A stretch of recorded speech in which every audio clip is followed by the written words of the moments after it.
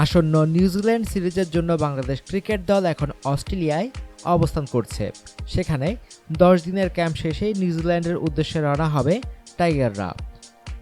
নিউজিল্যান্ডের বিপক্ষে 3টি ওয়ানডে, 3টি টি-20 এবং 2টি টেস্ট ম্যাচ খেলবে বাংলাদেশ। কিউইদের বিপক্ষে আগামী 26শে ডিসেম্বর একদিনের আন্তর্জাতিক ম্যাচ দিয়ে শুরু হবে সিরিজ।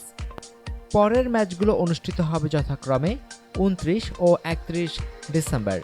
সবগুলো ওয়ানডে ম্যাচ বাংলাদেশ সময় ভোর 4টায় শুরু হবে।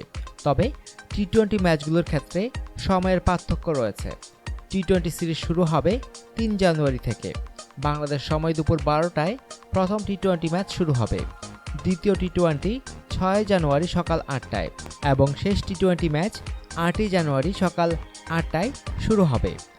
12 জানুয়ারি শুরু হবে প্রথম টেস্ট ম্যাচ, আর 20 জানুয়ারি শেষ টেস্টের মধ্য দিয়ে সিরিজ সমাপ্ত হবে। টেস্ট ম্যাচগুলো বাংলাদেশ সময় ভোর 4টায় শুরু হবে। পুরো সিরিজ বাংলাদেশে সরাসরি দেখাবে চ্যানেল 9, গাজী টিভি ও বিটিভি। অন্যদিকে ভারতে সরাসরি দেখাবে সনি, ESPN, স্টার স্পোর্টস। নিউজিল্যান্ডে দেখাবে প্রিমিয়ার টিভি।